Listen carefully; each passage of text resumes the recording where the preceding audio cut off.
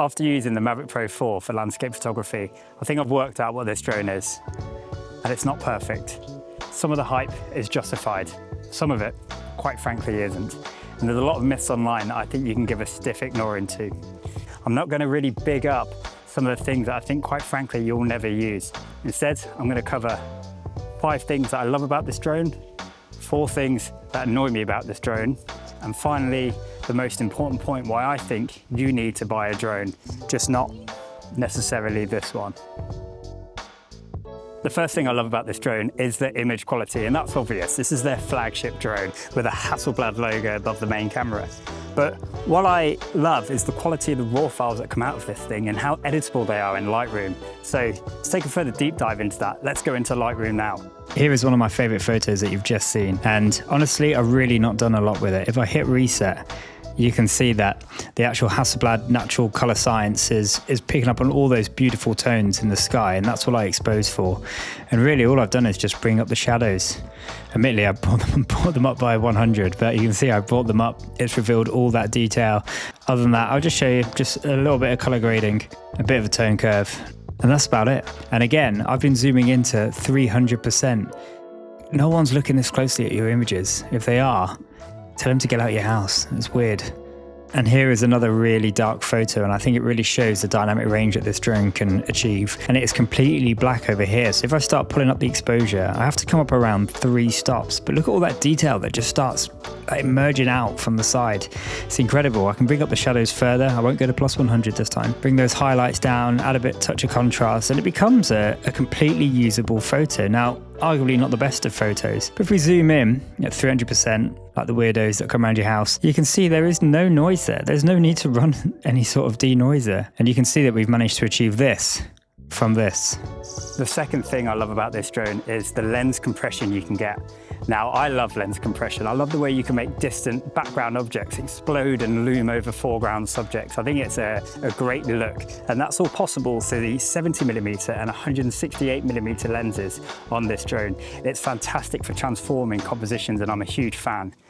Another great feature that these zoom lenses brings is that you can zoom in and get a lot closer to wildlife. Naturally, if you fly this drone close to birds or animals, they're going to run away.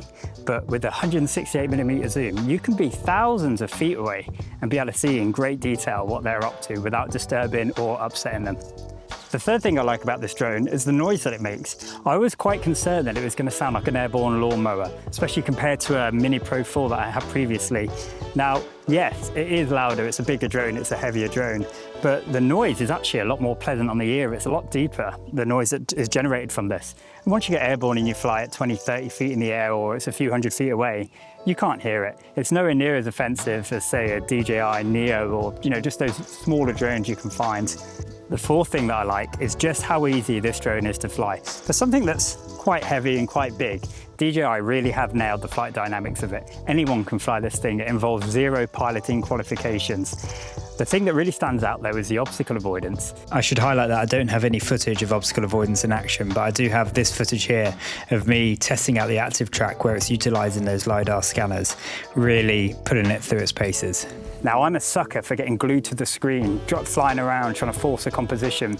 And as such, I don't really take notice of my surroundings. There's been numerous occasions when I'm thinking, why isn't the drone moving back anymore? And then I just rotate it through 180 degrees and there's a huge cliff face right behind me, maybe like 4 foot away. So that's definitely saved me a fortune. Just be aware though, because it does fly a lot faster. If you are ragging it around at 40, 50 miles an hour, don't be surprised if it doesn't stop in time, even if the obstacle detection does pick it up. And the final thing that I love about this drone is the battery life. Now, coming from the Mini Pro 4, I thought the battery life was fine, but with this, I can chuck a battery in, chuck it up in the air, and just not think about it. I can leave it there hovering for 10, 15 minutes while I'm taking a normal photo with my camera. And then I can go back to the drone, take a few more shots, and I get close to 40 minutes sometimes if I'm not waxing around at full speed. It really is brilliant. That combined with how good it is in the wind, this drone really is the ultimate tool for landscape photography on the trips that I've had to Utah and to the Oregon coast. Let's talk about the 4 things that I don't like about this drone, because this drone is not perfect. The first thing that irritates me about this drone is the lack of an electronic ND filter. Now, everything seems to suggest that DJI have made this to support electronic ND filters. However, for some reason, you cannot buy them on the market anywhere. DJI have not released them, and it's extremely frustrating. Not just for videography, but for landscape photography as well. If you're flying and you choose that you want to take a long exposure shot, you have to fly this drone all the way back, land it, pull out your ND filters, find the appropriate one for the conditions, then fly all the way back out again and take that long exposure shot, by which time the tide may have changed, your subject may have moved. It's extremely frustrating when the technology is in there, the hardware's there, it's just yet to be fully harnessed. The second thing I don't like about this drone is the fact that this quad bay air sensor technology is really boasted. The fact it's a 100 megapixel Hasselblad sensor. Be under no illusion, this isn't a 100 megapixel Hasselblad sensor. It's not an X2D2 or anything like that. It essentially gets the pixels and divides them by 4. It does that all inside the drone, meaning that it's baked into your photos and you're getting the file size to prove it.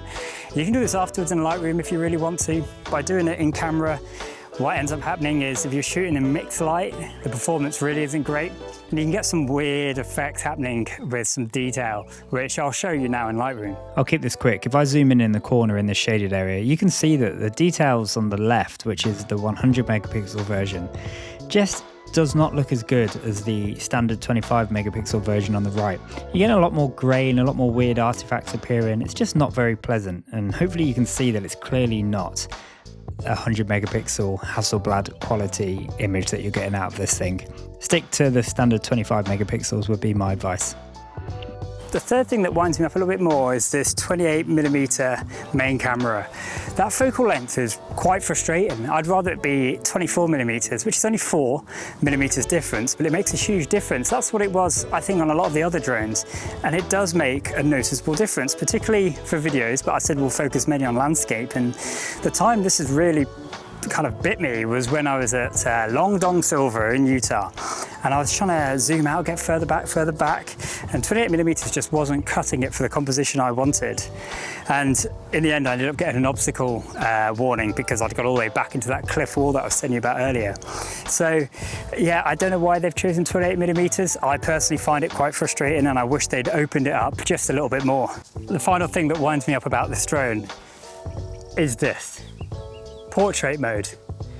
Now, on all other DJI drones, you can rotate the gimbal into portrait mode and you can pivot it all the way up and all the way down, at least 90 degrees down and maybe like 70 degrees up, which is perfect for taking panoramic shots. It's even more important for content creators making videos or photos for social media. But for some reason, and I don't know why, DJI opted to remove this feature and instead create this: the infinity gimbal. That allows you to create shots like this. And this is the first time I've ever done this. And I've got absolutely no requirement to ever do it, ever. And I don't know anyone that has any requirement to do this, which is really weird. It's just created a problem that wasn't there before. And I don't understand why DJI chose to do this. Now, if I was a betting man, I'd say they're probably going to revert this or fix that issue in the next release of this drone, the Mavic 5. Until then, we're stuck with a feature that no one asked for, no one wanted, no one needed, and everyone's now stuck with it. Really weird. It's time to talk about some of the myths with this drone, and there's plenty online. The first myth I heard was the fact that it's over 250 grams, you're not going to be able to fly it anywhere. That is simply not true. Yes, because it's over 250 grams, it's going to come with more restrictions.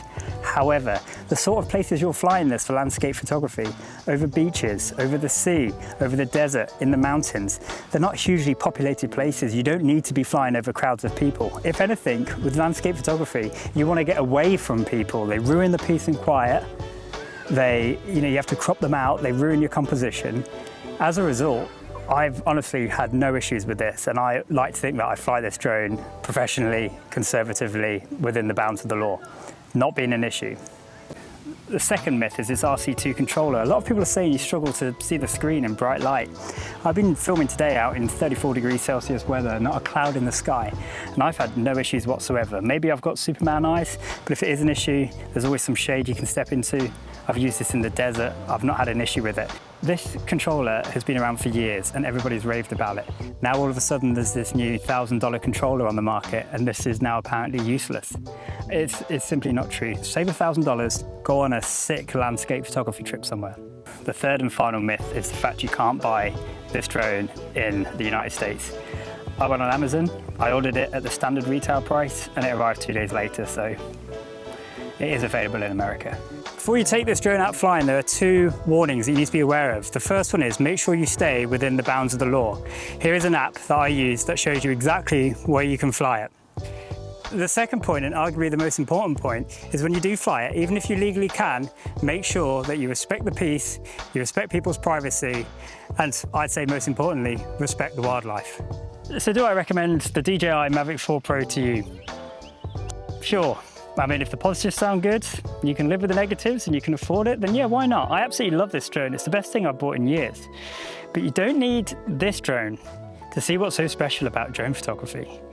You can get away with a second-hand mini series, or if you want that lens compression, you can get a second-hand Air 3S.